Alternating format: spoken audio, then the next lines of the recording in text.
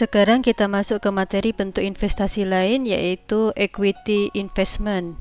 Seperti yang bisa kita lihat di slide ini, equity investment menggambarkan kepemilikan investor dalam bentuk saham, bisa saham ordinary atau saham biasa, saham preference atau jenis saham yang lainnya.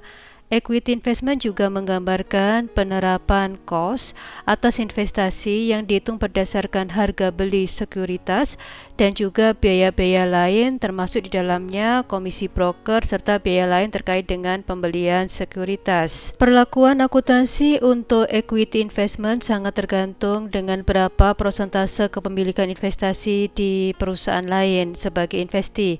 Slide ini menunjukkan panduan perlakuan akuntansi berdasarkan kepemilikan investasi.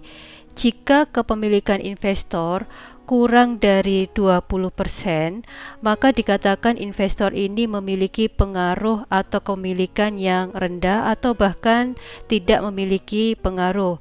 Untuk itu, perusahaan sebagai investor akan mengakui sebesar fair value.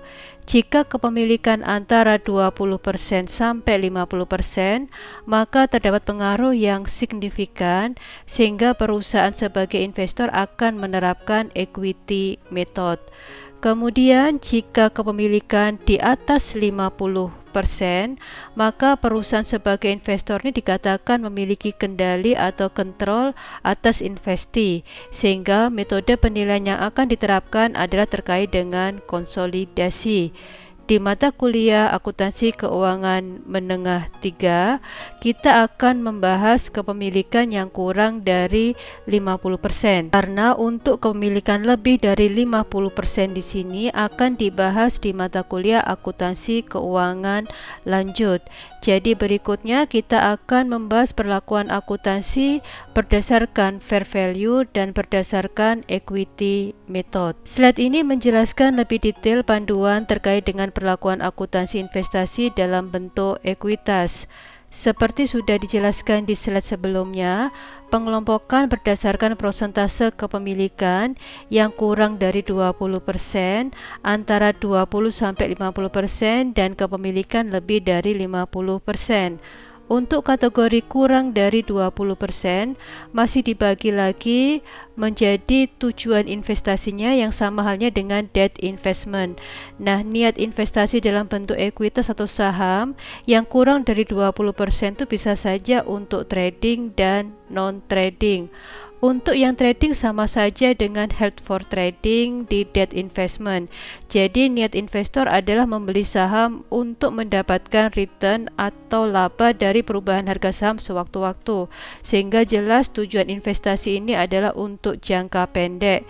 Nah, untuk jenis investasi ini perusahaan akan menilai investasi sebesar fair value. Kemudian sama halnya dengan debt investment yang trading, terdapat penyesuaian ke fair value sehingga kita memunculkan akun unrealized holding gain or loss yang kita laporkan ke dalam pendapatan dan beban lain-lain sehingga menjadi bagian dari net income.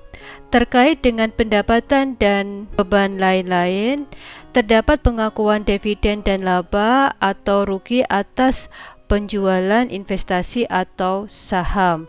Kemudian ada kelompok investor yang berinvestasi kurang dari 20% tapi tidak memiliki niat untuk membeli saham yang dibeli kemudian dijual sewaktu-waktu.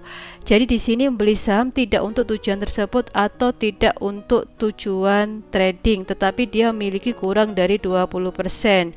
Contohnya terdapat investor atau perusahaan yang beli saham dengan tujuan menjual produk tertentu. Nah, penilaian untuk tujuan ini berbasis fair value pada akhir periode, sehingga terdapat penyesuaian fair value di akhir periode yang kita libatkan unrealized holding gain or loss. Nah, itu nanti kita akan laporkan di other comprehensive income yang masuk dalam kelompok ekuitas.